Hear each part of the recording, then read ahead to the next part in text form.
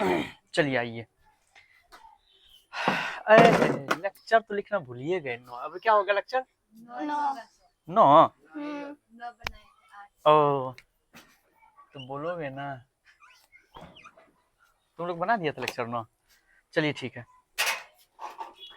तो मिथुन तुम्हारा नाम इसमें आ चुका है। ये मिथुन का स्ट्रक्चर है। मैथमेटिक्स था। अच्छा हाँ, अभी हम कुछ क्वेश्चन पूछ रहे थे। मैं वही क्वेश्चन फिर से रिपीट करता हूँ। बताओ, अग्नाशय जो है उसमें कौन कौन सी एंजाइम पाई जाती है? पेप्सिन और रेनिन।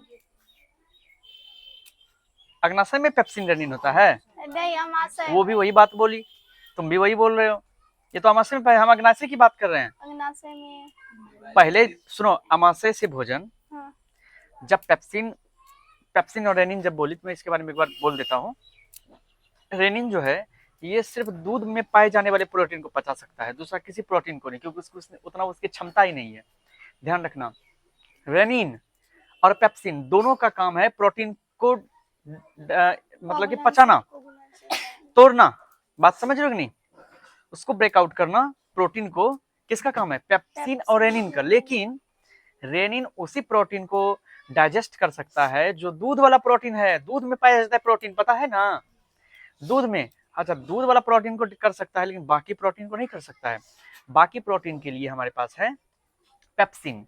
तो पेप्सिन बाकी जो प्रोटीन होता है उस प्रोटीन को ब्रेकआउट करता है और किस में बदल देता है? पेप्सिन पेप्टोन में। चलिए बहुत अच्छा। तो मैं ये पूछ रहा था, अब उसके बाद भोजन कहाँ चला जाता है? उसके बाद अग्नाशय में जाता है। अग्नाशय क्या है बताओ? अग्नाशय की बात कर रहे हो तुम?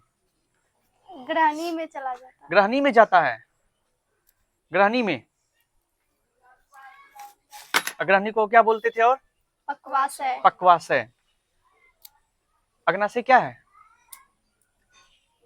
ये रस ग्रंथि है जिसमें कि तुम्हारा 3 एंजाइम पाया जाता है। इमाइलेज, ट्रिप्सिन और लाइपेज। क्या क्या?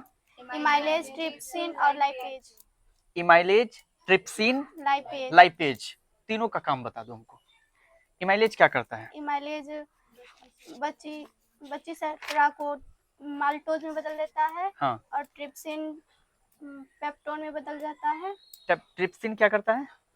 पेप्टोन को पेप्टाइड्स बना देता है। हाँ, पेप्टोन जो है, पेप्टोन कौन सा पेप्टोन? जो अमाशय में तैयार हुआ है उसी पेप्टोन की बात कर रहे हो ना? हाँ। जो पेप्सिन ने पेप्टोन तैयार किया था प्रोटीन से। हाँ, तो उसको क्या करता है? ये पेप्टाइड्स करता है। उसके बाद बताओ, ये किसका काम था? किस एंजाइम का? ट्रिप्सिन का। ट्रिप्सिन का काम था। और पहला एंजाइम कौन सा बोला? इमाइलेज। इमाइलेज, ट्रिप्सिन। उसके बाद तीसरा बोलो। लाइपेज। ये लाइपेज, इसका काम क्या है? ये वसा को बासी अम्ल में बदल देता है या ग्लिसरीन में बदल देता है। ग्लिसरीन बदल देता है। चलो, ये चीज को थोड़ा सा 2-3 बार रिवीजन करना, नहीं तो तुम अग्नाशय में पाए जाने वाले 3 एंजाइम का नाम भूलने का चांस ज्यादा है। इसलिए हाँ, एक बात और बताओ, जब तक कि तुम्हारा भोजन ग्रहणी में रहता है, मतलब क्या कहते हैं उसको, पक्वाशय में जब तक रहता है तब तक उसमें 2 बार उसका डाइजेशन होता है। पहली बार उसमें पित्तरस घुलता है जो कि उसको क्या कर देता है? अम्ल से क्षारी बनाता है, क्षारी बना देता है। और क्षारी बनाकर जो उसमें तुम्हारा वसा है, वसा को पाइसीकरण कर देता है, पित्त। उसके बाद जब भोजन ग्रहणी में ही रहता है तो उसके बाद फिर वहां पे तुम्हारा एक और रसग्रंथि है। और ये रसग्रंथि को क्या बोलते थे? क्षुद्रांत। नहीं, ये तो तुम्हारा पित्राशय था। ये कौन सी रसग्रंथि थी? चेक करो, देखो, इसको कहते थे हम लोग अग्नाशय। और इसी से 3 हमारे वो तीनों जो बोली ना अभी, क्या कहते हैं उसको? इमाइलेज, ट्रिप्सिन और वो तीनों एंजाइम इसी से जुड़ता है, मतलब यहीं से इसमें डाइल्यूट होता है। ठीक है, इसी से यहाँ जुड़ता है। तो इसको भूलना नहीं है। ये पित्ताशय है जिससे कि पित्तरस हमारे ग्रहणी में भोजन के साथ मिलता है, उसको क्षारीय बनाता है और उसमें पाए जाने वाले किसको? पाइसीकरण करता है किसका? वसा का। उसके बाद तुम्हारा ये अग्नाशय है, अग्नाशय से 3 एंजाइम, मैं बार बार इस बात को रिपीट कर रहा हूँ क्योंकि इसको दिमाग में सेव कर लो। तीनों एंजाइम के नाम क्या क्या है, बोलो एक बार फिर से। इमाइलेज, ट्रिप्सिन, लाइपेज। लाइपेज, लाइपेज ना, हाँ। इमाइलेज, ट्रिप्सिन, लाइपेज, तीनों। इसके बाद अब हमारा भोजन जाता है कहाँ? क्षुद्रांत। छोटी आंत। खैर ये भी क्षुद्रांत का ही अग्रभाग है, ध्यान रखना इस बात को। लेकिन अब क्षुद्रांत में हमारा मतलब कि छोटी आंत में भोजन जाएगा। तो बिना विलंब किए हम लोग हेडिंग देते हैं। देखो एक बात और ध्यान रखना, ये कोई गणित नहीं है, ये गणित नहीं है, दिमाग का एक्सरसाइज है। मैं बार बार यही कहूंगा, ये दिमाग का एक्सरसाइज है, ना ही ये केमिस्ट्री है जो तुमको वो क्या कहते हैं, ये केमिस्ट्री तो नहीं है कि रिएक्शन बनाना पड़ेगा, फिजिक्स तो नहीं है न्यूमेरिकल बनाना पड़ेगा, गणित तो नहीं है alpha beta gamma sine theta cos theta. यहाँ लैंग्वेज, पार्ट्स, प्रोसेस और रिएक्शन। कौन सा रिएक्शन? जो भोजन का डाइजेशन रिएक्शन होता है, इन सब चीजों को दिमाग में रखना पड़ेगा, बस याद रखना है। याद रखने के लिए मैं अथक प्रयास कर रहा हूं, तुमको यहीं पर हम सब याद करवा दें। हो चुका है लगभग लगभग, लेकिन एक दो बार और घर में रिवीजन करोगे, संभवतः हमको लगता है कि इसको तुम ऐसे समझ जाओगे इस तरह से कि बस इस फिगर को बनाने के लिए सीखना पड़ेगा, बाकी की चीजें तुम ऐसे खड़े होकर मार कर लोगे, समझा दोगे, ऐसे याद करो। वैसे मैं फालतू में इसका 3 क्लास के बाद चौथा क्लास नहीं ले रहा हूँ। 3 से चौथा क्लास लेने का मतलब ये है कि ये तुम्हारे दिमाग में छप जाना चाहिए, छप जाना चाहिए। जब तक छपेगा नहीं तब तक तुम लिख नहीं पाओगे, बोल नहीं पाओगे, बना नहीं पाओगे। और याद रखने का, लर्निंग पावर का 3 जरिया होता है। पहला पढ़ना, दूसरा लिखना, तीसरा सुनना। ध्यान रखना, बहुत बड़े फिलोसफर ने कहा है जितना तुमको पढ़ने से याद नहीं होगा उससे ज्यादा लिखने से याद होता है, रिवीजन अगर करना चाहते हो तो। और जितना लिखने से याद नहीं होगा उससे कई गुना ज्यादा, 10 गुना ज्यादा सुनने से याद होता है। इसलिए जिसमें हम बोलते हैं तो ज्यादा सुनने का प्रयास करो, क्योंकि ये तीनों रिवीजन का भाग है। लेकिन बड़े बड़े फिलोसोफर ने बताया है, अच्छे अच्छे दार्शनिकों ने, कि रिवीजन का, याद करने का सबसे बढ़िया तरीका है सुनना। क्या चीज? सुनना। उसके बाद दूसरे नंबर पे आता है लिखना, सबसे लास्ट में आता है पढ़ना। तुम जो पढ़ के याद करते हो सबसे तीसरा नंबर पे आता है। इसे सुनने के समय दिमाग को कांस्टेंट 0 करके यहाँ फोकस रखना, ठीक है? चलिए बहुत अच्छा। अच्छा हाँ, एक बात और पढ़ा रहे हैं हम विथ डायमेंशन। कुछ चीजें ऐसी है जो कि हम बुक से हूबहू यहाँ पे लिखते हैं और उसको समझाते हैं, ठीक है? क्योंकि बायोलॉजी पढ़ा हुआ मेरा भी बहुत टाइम हो गया है, तो मैं एक बार फिर से इसको देखता हूँ पहले, हर एक प्रोसेस को, उसके बाद मैं यहाँ पे पूरे डिटेक्शन के साथ पढ़ाता हूँ, ठीक है? तो अब हम आते हैं नंबर 4, चौथा नंबर। चौथा नंबर है, अब ध्यान से देखना, और इतना ज्यादा रिवीजन का मतलब ये है कि अब इसके बाद जब भी होगा कभी, हम पूरा जहां तक पढ़ाए हैं जहां से पूरा रिवीजन कर सकते हैं। लिखो छोटी आंत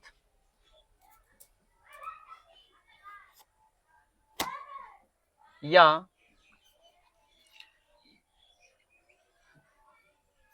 क्षुद्रांत्र, छोटी आंत या क्षुद्रांत के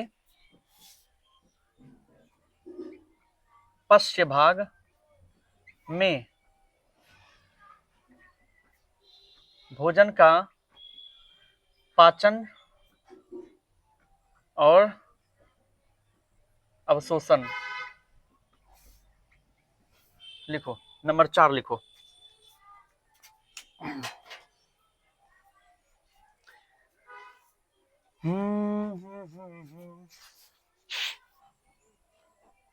लो लाइट पे चला गया, थोड़ा सा हम टॉपिक खोलते हैं।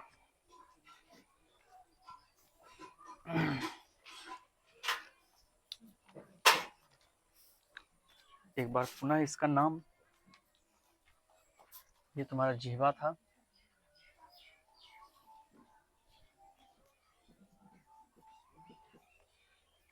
डायफ्राम था,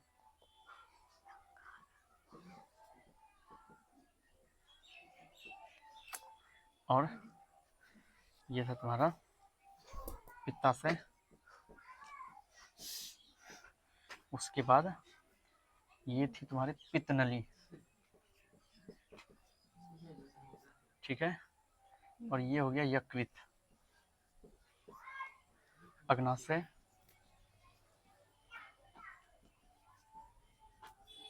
ठीक है, और ये हो गया परिशेषिका। नाम अलग अलग हो सकता है। चलिए अब ध्यान देना, हेडिंग क्या दिए हैं, छोटी आंत या क्षुद्रांत्र के पश्च भाग में भोजन का पाचन। सुनो, कुछ चीजें ऐसी है जो ऑब्जेक्टिव पॉइंट इंपॉर्टेंट, वो जब ये कंप्लीट हो जाएगा तो मैं लिखाऊंगा क्या क्या जानते हो। जैसे ग्रसिका है, भोजन की नली जिससे कि भोजन हमारा जाता है अमाशय में, उसकी लंबाई क्या होती है, एक ये हो गया।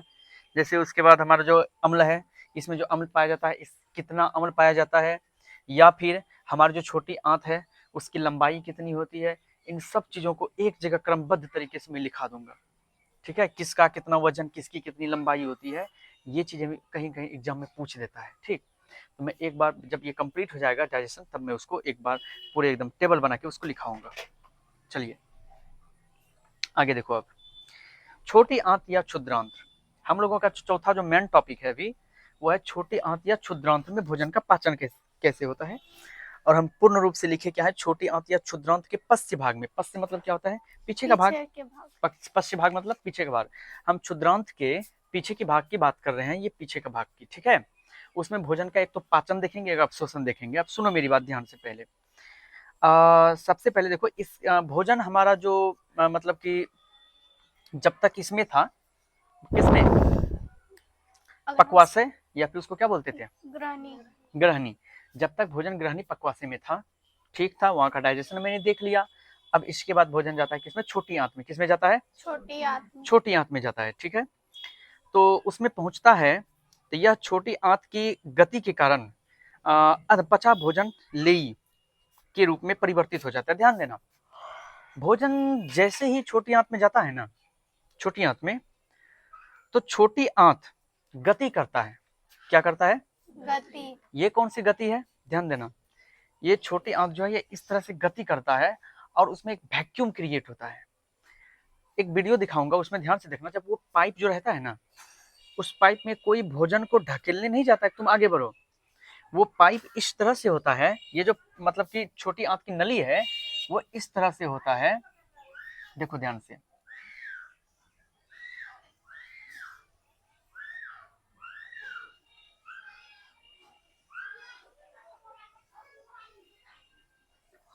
ये जो होता है ना छोटी आंत की नली, इसमें जो भोजन यहाँ पे आया, भोजन, ये जो भोजन है, अब वो वहां से बिना किसी फोर्स का भोजन यहाँ तक आएगा, बड़ी आंत के लिए जो जाएगा वहां तक, उस पूरे पाइपलाइन में जो भोजन है वो उस मतलब कि नली के गति के कारण, मतलब छोटी आंत की गति के कारण भोजन धीरे धीरे, भोजन अधपचा भोजन लेई के रूप में, मतलब एक पेस्ट के रूप में परिवर्तित होता है। मैं फिर से इस बात को रिपीट करना चाहूंगा, हमारा जो भोजन है, हमारा जो भोजन है, जो अभी तक 2-3 बार उसका पाचन हो चुका है, पहला पाचन हुआ मेरा मुख में, एक बार में पाचन थोड़ी हो जाता है, एक बार में हो जाता है पाचन क्या, अरे एक बार में कौन सा काम होता है एक बार में, जल्दी एक बार में कोई काम नहीं होता है, कई बार उसको दोहराना पड़ता है। जैसे कोई क्वेश्चन याद करना है तो उसको कई बार रिवीजन करना पड़ता है, नहीं करना पड़ता है। जैसे कि अगर मिक्सी मसाला पीसते हो तो उसको भी क्या करना पड़ता है, 2-3 बार दोहराना पड़ता है। सिल्ला लोरी पे मसाला पहले पिसा जाता था, एक बार पीस दिया, फिर उसको ऐसे घसीट के फिर उसको पीसता था, फिर उसको घसीट के पीछे करके, देखे हो तुम लोग सिल्ला पे पीसे हो मसाला, बहुत अच्छा, तब तो अच्छा ट्रेनिंग है। पहले उखल में जो है ना मकई को कूट कूट के ऐसे उसका भुज्जा का वो तैयार किया जाता था सत्तू के लिए, एक बार नहीं कई बार प्रोसेस को दोहराता था, एक बार में नहीं होता है, समझना मेरी बात। उसके बाद मिल लेके जाता था, उसको मिल में डालने के बाद तब अच्छा प्रोडक्ट निकलता था आटा के रूप में या सत्तू के रूप में। वही प्रोसेस यहाँ पे है, तो हमारा भोजन इस तरह का होता है, ठोस, पहले दांत तोड़ा, मुंह में डाइजेशन शुरू हुआ इनामिल के द्वारा, आया अमाशय में, नंबर 2, दूसरा प्रोसेस, दूसरी बार यहाँ पाचन होता है, तीसरी बार हो जाता है यहाँ पे पक्वाशय में, ठीक है, उसके बाद चौथी बार अब जाता है कहाँ पे, यहाँ पे चौथी बार। अब यहाँ पे जो पाचन होगा क्या होगा, सुनना ध्यान से, यहाँ पे तुमने जो भी खाया है, ईटा पत्थर अटर मटर गटर जो भी खाए हो, उसका पेस्ट बनेगा। क्या बनेगा, पेस्ट। अब ये पेस्ट क्या है समझना, जो भी खाना खाए हो वो तुम पहले जानते हो कि सब मिल चुका है। जैसे अलग अलग रंग का खाना खाते हो, दूध पे तो दूध उजला होता है, चावल दाल खाते हो पीला होता है, या फिर चॉकलेट खाते हो, बिस्किट खाते हो, सबका अलग अलग कलर खाते हो, लेकिन वहां पे जब वो तैयार होता है तो वो प्रोडक्ट एक कलर का निकलेगा। लेटरिन जब जाते हो क्या अलग अलग कलर का निकलता है? नहीं निकलता है, सब एक तरह का निकलेगा, क्योंकि उसका एक पेस्ट तैयार होता है। अब वो पेस्ट तैयार कहाँ होता है? तो हमारा इसमें छोटी आंत में पेस्ट तैयार होता है। जैसे ही भोजन इसमें आएगा तो यहाँ पे छोटी आंत गति करता है, और वो इंटरनल गति है जो कि अपने आप वो गति करता है। वो गति इस तरह का होता है, वैक्यूम गति होता है, वैक्यूम गति ऐसे। इस वैक्यूम गति के कारण भोजन को कोई छूता नहीं है, भोजन अपने आप धीरे धीरे धीरे धीरे धीरे धीरे एकदम आगे बढ़ते रहता है, बढ़ते रहता है। लेकिन उस छोटी आंत के अंदरूनी भाग में जो है कुछ ऐसे मिनरल्स होते हैं, कुछ ऐसे पार्ट्स होते हैं जो उसको और ज्यादा पेस्ट में बदलता है। मतलब ऐसे समझ लो कि सिल्ला लोढ़ी वाला काम होता है वहां पे, उसको और पेस्ट में बदल देता है। जो छोटी आंत एकदम चल रहा है, चल रहा है, चल रहा है, प्रोसेस दोहरा रहा है, यहाँ से यहाँ, यहाँ से यहाँ, एकदम जा रहा है, जा रहा है। इतनी बड़ी नलिका है वो, उस नलिका से गुजरते गुजरते वो भोजन जो है एकदम बिल्कुल पेस्ट बन जाएगा। क्या बन जाएगा? पेस्ट बन जाएगा। पेस्ट को बोलते हैं लेई। पेस्ट को क्या बोलते हैं? लेई। लेई बोलते हैं। छोटी आंत की आंतरिक भित्ति पर असंख्य असंख्य उंगलियों जैसे उभार होते हैं, असंख्य उंगलियों जैसे उभार होते हैं, देख ही रहे हो, जिन्हें रसांकुर रसांकुर या दीर्घरोम कहते हैं। यही जितनी लंबी है ना, इसको दीर्घरोम कहते हैं। दीर्घरोम क्या कहते हैं? दीर्घरोम। या फिर इसको हम कहते हैं रसांकुश, रसांकुर, ठीक है। विली, विली कहते हैं इसको इंग्लिश में। अब ये दीर्घरोम क्षुद्रांत में, दीर्घ रोम क्षुद्रांत्र में अवशोषण के सतही क्षेत्रफल को बढ़ा देते हैं।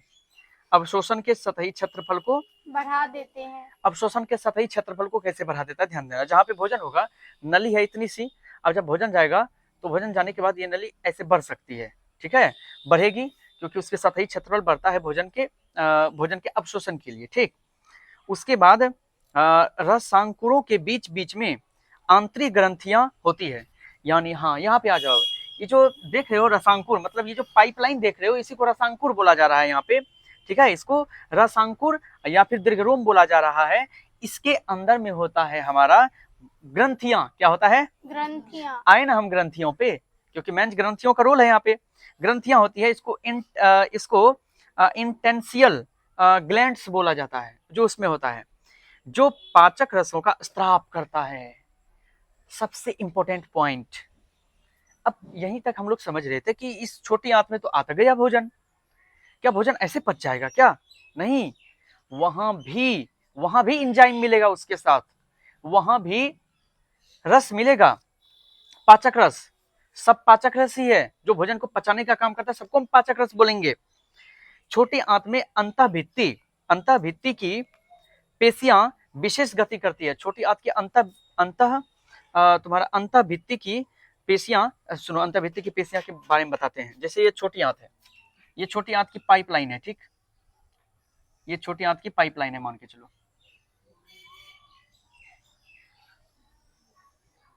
ठीक है। अब इसके अंदर जो है भित्तियां का मतलब समझ लो, भित्तियां, कोशिका भित्ति के बारे में पढ़े हो? हाँ। भित्ति का मतलब समझ लो, एक होता है कोशिका झिल्ली, एक होता है कोशिका भित्ति। भित्ति का मतलब होता है एक तरह से पतली दीवार। वो पतली दीवार बाहर में भी होता है, अंदर में होता है, लेकिन हम अभी आंतरिक की बात कर रहे हैं। इसके अंदर में भित्ति होती है, ये रहा भित्ति तुम्हारा।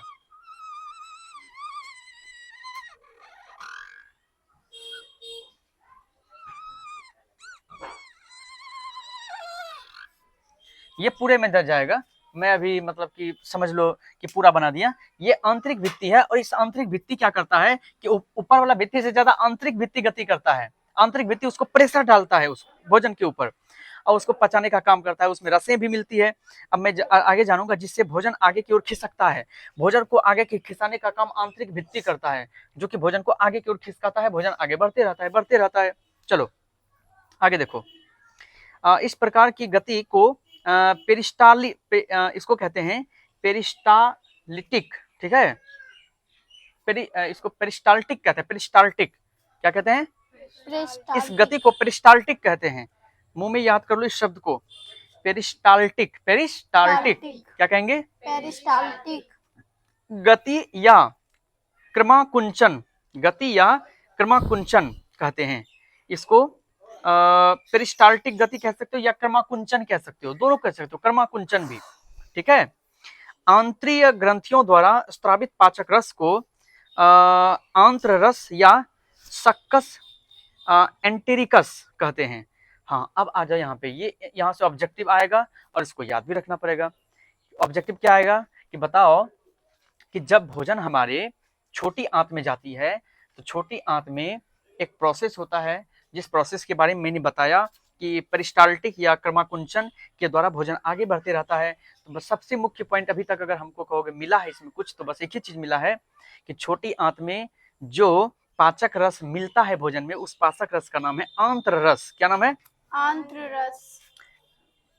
इसमें जो पाचक रस होगा, पाचक रस, उसको कहेंगे हम आंत्र रस। क्या कहेंगे? आंत्र रस। लेकिन ध्यान देना, इसका एक और नाम है, इसका एक और नाम है, उसको कहेंगे हम सक्कस, सक्कस, सक्कस। रुको, पूरा ब्लैक वाला से लिख देते हैं, succus, succus entericus, succus entericus. क्या बोलेंगे? Succus entericus. मतलब छोटी आंत में कौन सा रस मिलेगा, कौन सा एंजाइम मिलेगा? आंत्र रस या सक्कस एंटेरिकस, सक्कस एंटेरिकस। क्या बोलेंगे? सक्कस या एंटेरिकस। हाँ, पाचक रस। अब बताओ, फिर से मैं पूछता हूँ, छोटी आंत में भोजन के साथ जो पाचक रस मिलता है, उस पाचक रस का क्या नाम है? आंत्र रस या सक्कस रस। आंत्र रस या succus succus entericus, succus succus. Entericus, ठीक है।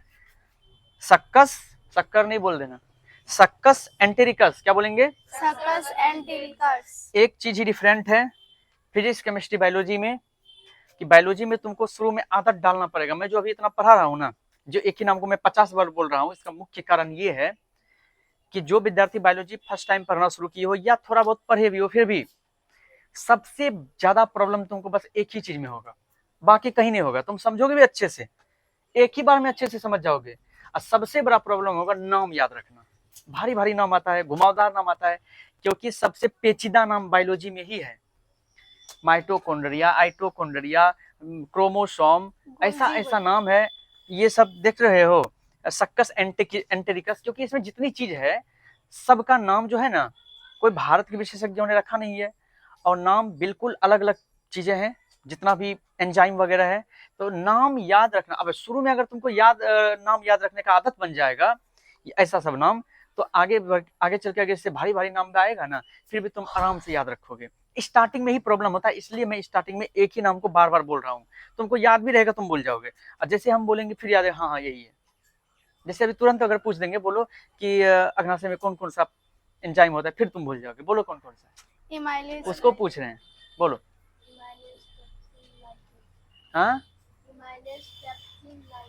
ट्रिप्सिन और लाइपेज। अच्छा चलो ठीक है। तो बार बार हम एक नाम को बोल रहे हैं ताकि तुम्हारे दिमाग में सेव हो जाए। बोलो नहीं, उसको पूछे तो बोलता है हम कल नहीं आए थे। बताओ, पढ़ाए आज अग्नाशय है, वो बोलता है हम कल नहीं आए थे। इसको ये पता नहीं था कि अग्नाशय के बारे में हम आज लिखाए हैं। राधे राधे। तो सक्कस एंटेरिकस, छोटी आंत में कौन सा एंजाइम मिलता है? Succus entericus. चलिए, बहुत अच्छा। आंतरिक ग्रंथियों से निकलने वाले एंजाइम एवं उनके कार्य निम्नलिखित हैं। अब आंतरिक ग्रंथियों से रस, ध्यान देना, आंतरिक ग्रंथियां क्यों बोल रहे हैं? आंतरिक ग्रंथि ये अंदर में पाई जाने वाली ग्रंथि है, जिससे रस निकलता है। सक्कस, ये क्या कहते हैं, आंत्र रस या फिर सक्कस एंटेरिकस। अब इसका काम क्या है, समझो, काम समझोगे ना। नंबर 1, इरेप्सिन या पेप्टाइड, इरेप्सिन या पेप्टाइडेज या पेप्टोन एवं पेप्टाइज को एमिनो अम्ल में बदलता है। सबसे फर्स्ट पॉइंट है कि तुम्हारा जो पेप्टोन तैयार हुआ था, उसको ये इरेप्सिन या पेप्टाइडेज, यह सबसे पहले होता है इरेप्सिन जिसको बोलते हैं, या पेप्टोन को पेप्टाइड को एमिनो अम्ल में बदलेगा। किस में बदलेगा? एमिनो अम्ल में। दूसरा माल्टेज जो था, यह माल्टोज को ग्लूकोज में बदलता है। माल्टोज को किस में बदलता है? ग्लूकोज में। ये ऑब्जेक्टिव के लिए बहुत इंपॉर्टेंट है, ये बहुत इंपॉर्टेंट ऑब्जेक्टिव के लिए ध्यान देना। पूछा जाता है कि आंतररस जो है, छोटी आंत में ऐसे भी पूछा जा सकता है, या आंतररस जो है तुम्हारे माल्टोज को किस में बदलता है? तो ग्लूकोज में बदलता है, ध्यान रखना, ठीक है। या ये माल्टेज जो होता है, या माल्टोज को ग्लूकोज में बदलता है, ठीक, तभी हमको शरीर में एनर्जी फील होता है। उसके बाद तीसरा नंबर पे सुक्रेज या फिर इन्वर्टेज कहते हैं इसको, यह सुक्रोज को ग्लूकोज एवं फ्रुक्टोज में बदल देता है। इसको याद रखना है। अब मैं लिखाने का काम लिखो शुरू करो लिखना। अभी चिंता मत करो, पहले लिख लो, उसके बाद इसको रटवा देंगे, हम याद करवा देंगे यहीं पे। याद टाइम लगता है यादें करवाने में, पहले लिखा देते हैं, खत्म हो जाएगा। अरे मेरा पंखा चला, मेरे इधर घुमा के। कल नहीं बोले थे क्या छुट्टी? अभी तो निकल रहे थे हम, ये लोग को बुला लिए थे 1 घंटा, अभी तो निकलेंगे बाहर। पता नहीं, लगता है नहीं बोले होंगे, लेकिन अभी तो निकल जाएंगे। सब बैच को छुट्टी दे दी है, बस इन्हीं लोग को सिर्फ बुलाए थे, और अभी बस 15-20 मिनट और पढ़ाएंगे, उसके बाद निकल जाएंगे। मम्मी सब तैयार है ननिहाल।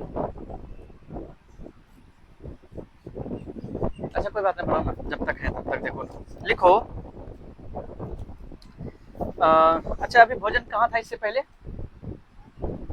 अग्नाशय में। हैं?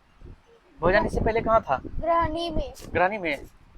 लिखो, पक्वाशय या ग्रहणी के बाद, माथा दर्द कर रहा है, पक्वाशय या ग्रहणी के बाद भोजन, पक्वाशय या ग्रहणी के बाद भोजन छोटी आंत में पहुंचता है। पक्वाशय या ग्रहणी के बाद भोजन छोटी आंत में पहुंचता है।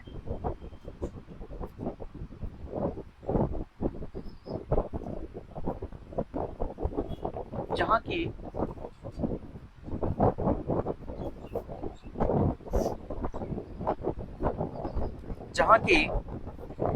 छोटी आंत की गति के कारण,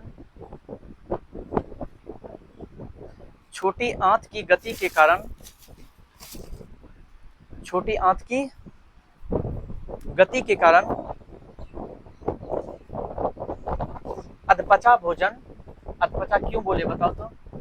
क्योंकि जब तक भोजन सारे प्रोसेस से नहीं गुजरेगा तब तक भोजन पच कैसे सकता है? तो भोजन अधपचा है, ठीक है। लिखो, अधपचा भोजन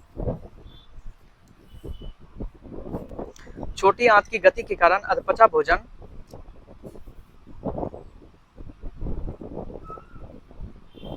पेस्ट में, एक मिनट, पेस्ट में बदल जाता है। पेस्ट लिख लो, पोएका पेस्ट, लेकिन उसको लिखे यहाँ पे लेई लिखा गया है, तुम ब्रैकेट में लेई भी लिख सकते हो, लोएका दीर्घई लेई, पेस्ट में बदल जाता है।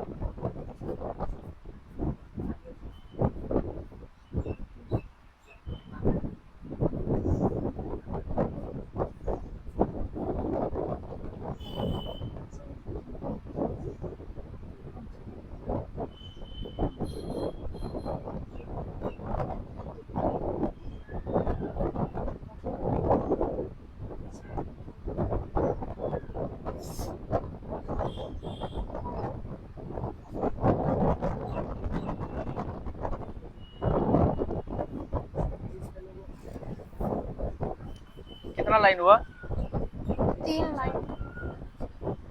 अब लिखो उसी में, छोटी आंत की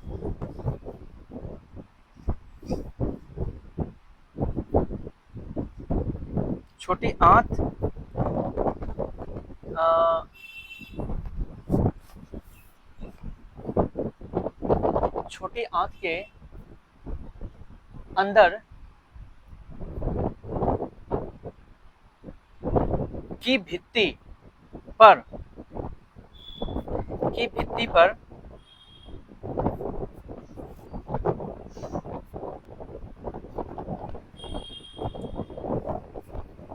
बहुत सारे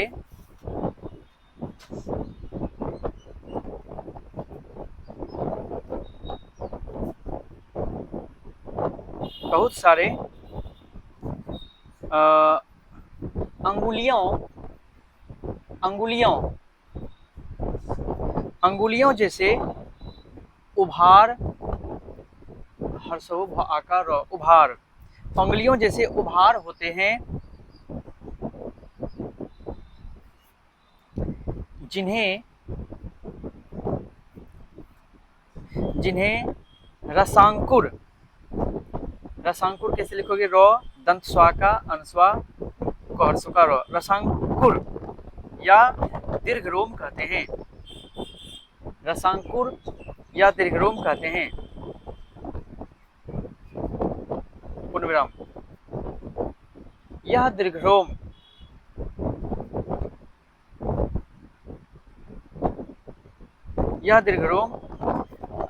छोटी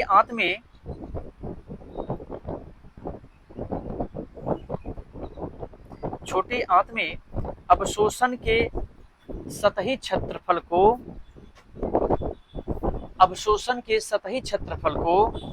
बढ़ा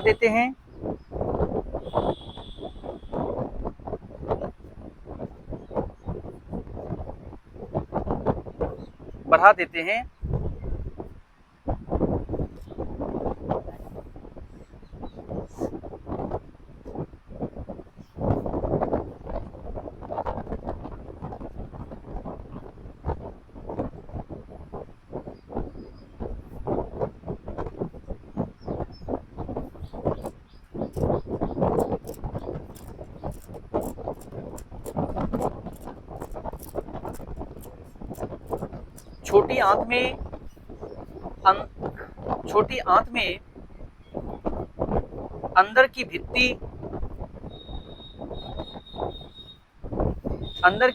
की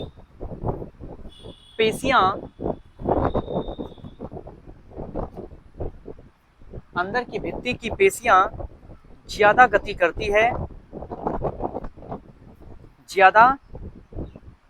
करती है जिससे भोजन आगे की ओर खिसकता है या बढ़ता है, लिख सकते हो। भोजन आगे की ओर खिसकता है।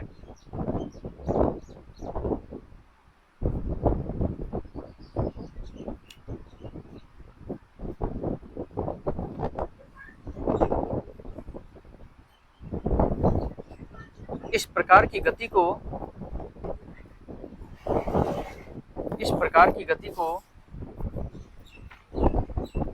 सब पॉइंट्स थोड़े से स्टार वाला था, लेकिन फिर भी लिखा दिए इसी में। इस प्रकार की गति को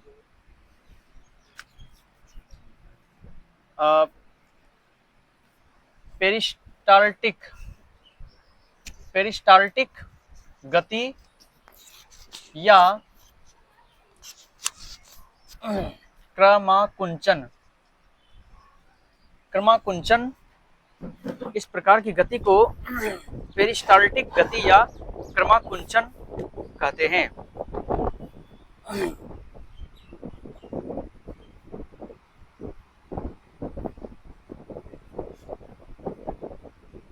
कंप्लीट। अब आगे लिखो, नोट पॉइंट में लिखो।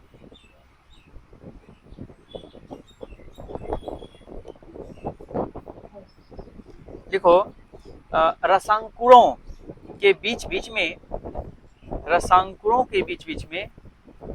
रसांकुरों लिखने आता है ना, रसांकुरों के बीच बीच में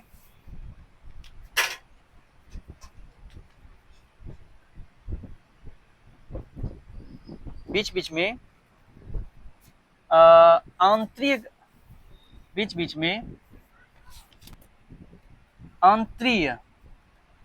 ग्रंथियां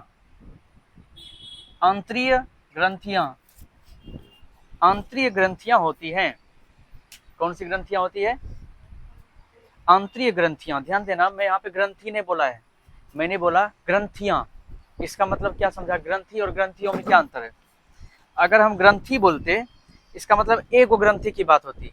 हम ग्रंथियां बोले, इसका मतलब ये जो रसांकुर है, एक रसांकुर नहीं है ना, है अभी हम क्या बताए, बहुत सारे रसांकुर। तो उस बहुत सारे रसांकुर में बहुत सारे ग्रंथियां हैं।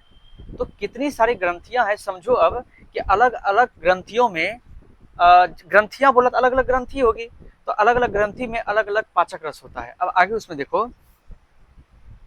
ग्रंथियां होती है, लिखा जो पाचक जो पाचक रसों को छोड़ती है।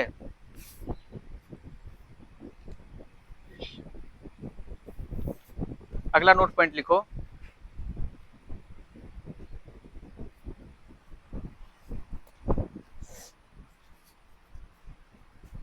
आगे नोट पॉइंट लिखो, आंतरिक ग्रंथियों द्वारा, आंतरिक ग्रंथियों द्वारा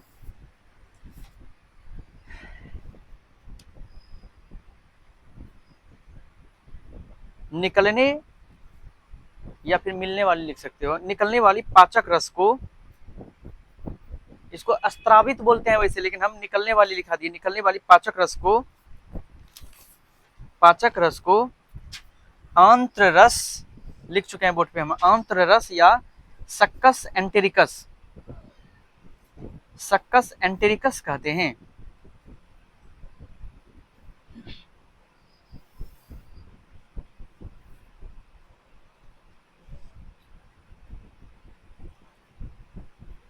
अब सबसे अभी देखो, अभी तक क्या बताए हैं कि ग्रंथियां होती है, और ग्रंथियां होती है तो अलग अलग ग्रंथि है, अलग अलग ग्रंथि में अभी तक क्या जाने हो कि वो ग्रंथि जो है रस को निकालता है, उस रस को हम कहते हैं आंत्र रस या सक्कस एंटेरिकस।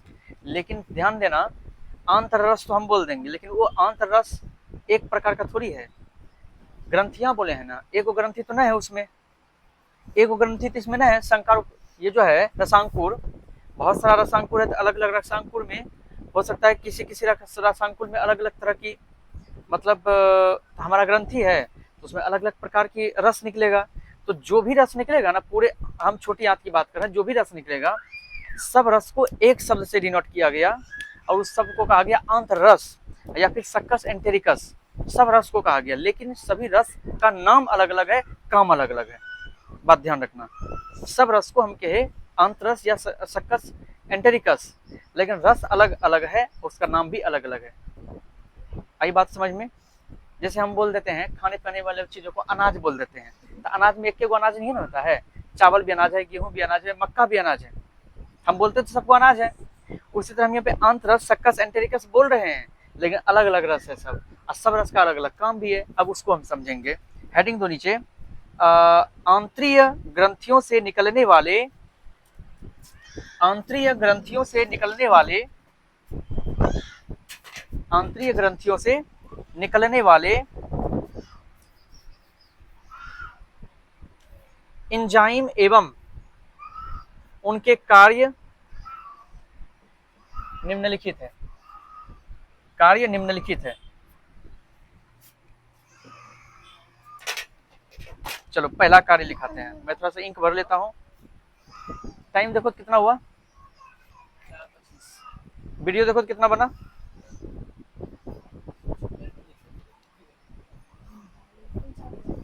39। हाँ 10 मिनट और चलेगा। चलो लिखो, पहला लिखो, इरेप्सिन, इरेप्सिन या पेप्टाइडेज, पेप्टाइडेज, डैश देके लिखना है इसमें। यह पेप्टोन दिख रहा है उधर, पेप्टोन तक, यह पेप्टोन एवं एवं पेप्टाइड पेप्टाइड को एमिनो अम्ल में बदल देता है। नंबर दूसरा लिखना है माल्टेज। क्या बोला? उस जगह फोकस कर दो तो एक बार। माल्टेज है, धुंधले दिख रहा है?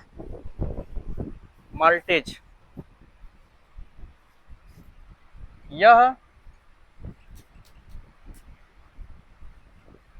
माल्टोज को ग्लूकोज में बदल देता है।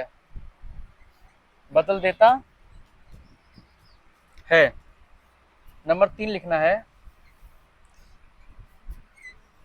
सुक्रेज या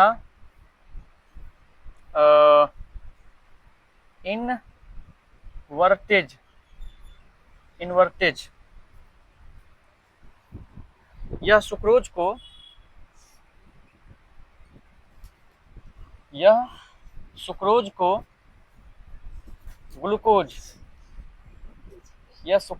ग्लूकोज एवं फ्रुक्टोज में बदल देता है।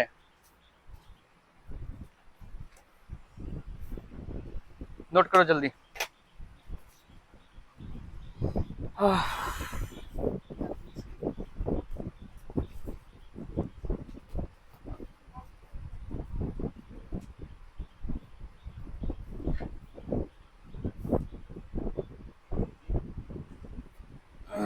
एक ठो और है, लिखाइए दें।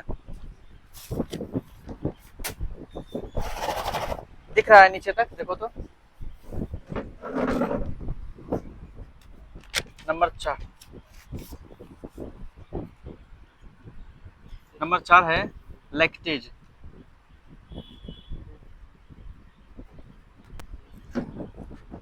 ये लैक्टोज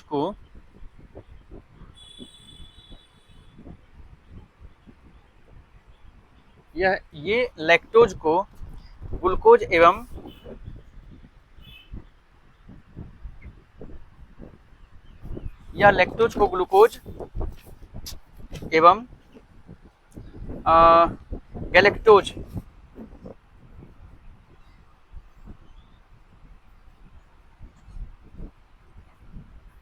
गैलेक्टोज में बदल देता है।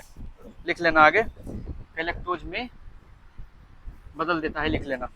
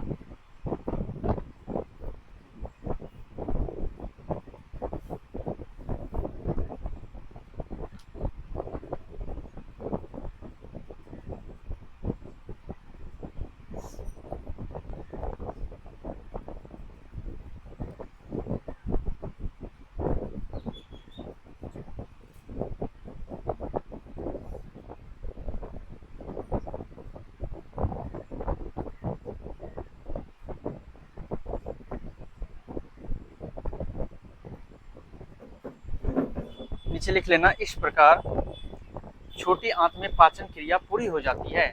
पैराग्राफ चेंज करके लिख लेना इस प्रकार, छोटी आंत में पाचन क्रिया पूरी हो जाती है।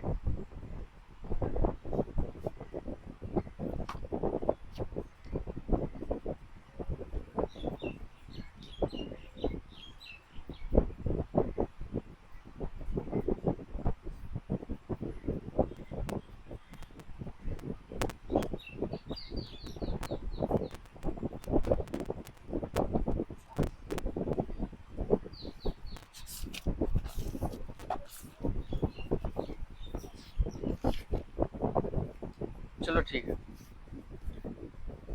फिलहाल हम लोग इतना ही पढ़ेंगे। और सुनो, अभी जो हम लोगों का छोटी आंत में या क्षुद्रांत जिसको कहते हैं, इसमें जो पाचन की प्रक्रिया को हम लोग समझे, ठीक ठाक से समझ भी गया, लिख भी लिए हो, अच्छी बात है। लेकिन मैं इसको याद भी करवाऊंगा यहीं पर, और इसके एक जो भी प्रोसेस है, जो भी इसके डाइजेशन का, इसको मैं फिर से एक बार अच्छे से और समझाऊंगा। अगले लेक्चर में कम से कम 15 मिनट और हम देंगे। अगले लेक्चर में 15 से 20 मिनट हम दे सकते हैं इस पे।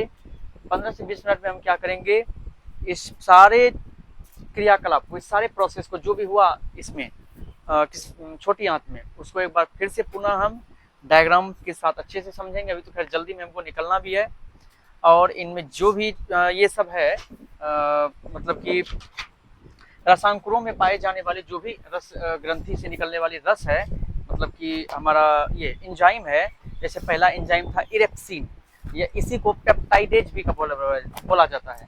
ये है क्या, एंजाइम है। ये क्या करता है, तुम्हारा जो पेप्टोन तैयार हुआ है, उस पेप्टोन को एवं पेप्टाइड्स को, पेप्टोन या पेप्टाइड्स को एमिनो अम्ल में बदलता है। किसमें बदलता है, एमिनो अम्ल में बदल देता है। ठीक, याद रहे ना, ये पूछेगा कि हमारे पेप्टाइड्स को या पेप्टोन को एमिनो अम्ल में कौन सी तुम्हारा ये मतलब कि क्या कहते हैं इसको, एंजाइम बदलता है, तो इरेप्सिन या पेप्टाइडेज कहते हैं इसको। माल्टेज नाम का एक और पाया जाता है, ये क्या कहते हैं, एंजाइम, या माल्टोज को, इनका नाम माल्टेज क्यों रखा, क्योंकि ये माल्टोज को ग्लूकोज में बदलता है। तो जो माल्टोज को बदल रहा है उसको माल्टेज बोल दिया, इस एंजाइम को। फिर ये सुक्रेन है, सुक्रेज या कहो या इन्वर्टेज को, ये एंजाइम का नाम सुक्रेज रखने का कारण क्या था, यह सुक्रोज को जो है ग्लूकोज या फ्रुक्टोज में बदलता है। जो भी हमारे भोजन में जो सुक्रोज या ये होता है, सुक्रोज होता है, उसको सुक्रोज को ग्लूकोज में बदल देगा और फ्रुक्टोज में बदल देगा, इसलिए इसका नाम सुक्रेज या इन्वर्टेज रहा। इन्वर्टेज क्यों, बदलने का काम है इसका। उसके बाद आता है लैक्टेज, नाम याद रखना, लैक्टोज जो तैयार हुआ था, लैक्टोज को ग्लूकोज में या गैलेक्टोज में बदलने का काम करता है लैक्टेज। इसको याद रखना है, इंपॉर्टेंट पॉइंट है ये यहाँ पे। और मैं इसको और डिटेल से पढ़ने का काम कोशिश करेंगे अगली क्लास में, क्योंकि घंटों की क्लास हो जाती है, जानते ही हो, समझाने में। आज एक टॉपिक में सुबह में लेक्चर कंप्लीट हो गया था 8, अभी हो गया 9। हम तो सोचे भी नहीं थे कि इस पर इतना ज़्यादा लगेगा लेक्चर।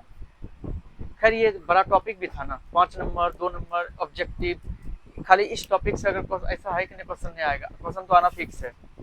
अगर ये 5 नंबर में पूछ दिया तब तो इससे ऑब्जेक्टिव नहीं पूछेगा। अगर ये 5 नंबर में नहीं पूछा, ऑब्जेक्टिव तो 2-4 फिक्स से पूछबे करेगा। कहाँ से पूछेगा ऑब्जेक्टिव, 4-5 तो ऑब्जेक्टिव पूछ देगा इससे, और जो पढ़ाई वही से ऑब्जेक्टिव पूछा जाता है। चलिए ये तो अब कंप्लीट हो जाएगा, लेकिन अगला लेक्चर जो लेंगे उसमें देखो क्या होगा। अगले लेक्चर में हम लोग अब समझेंगे कि क्या क्या हुआ। 15 मिनट तो इसमें लग जाएगा, फिर 15 मिनट आगे लगेगा कि हम लोगों में ये अवशोषण वगैरह जो जो हुआ है उसको समझेंगे। फिर एक 5वां पॉइंट आएगा, बड़ी आंत। अभी बड़ी आंत के बारे में नहीं पढ़े हो, ये जो देख रहे हो ना यहाँ ब्लू वाला, ये ऐसे, ये बड़ी आंत है।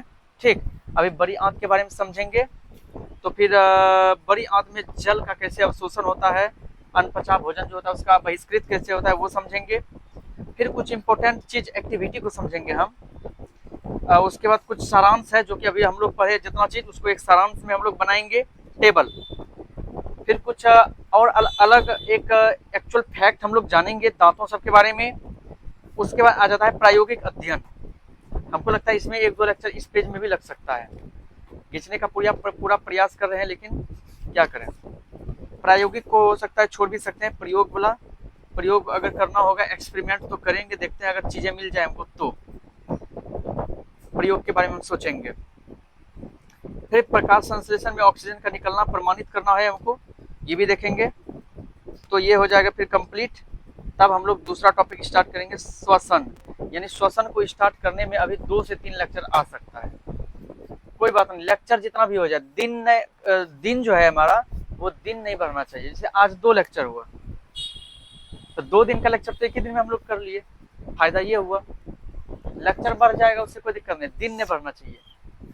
दिन हम लोग सोच लिए हैं 20 दिन में कंप्लीट, तो 20 दिन में हो जाएगा। अभी तक कितना दिन हुआ होगा, 6 दिन या 5 ही दिन। कितना तारीख को स्टार्ट हुआ था?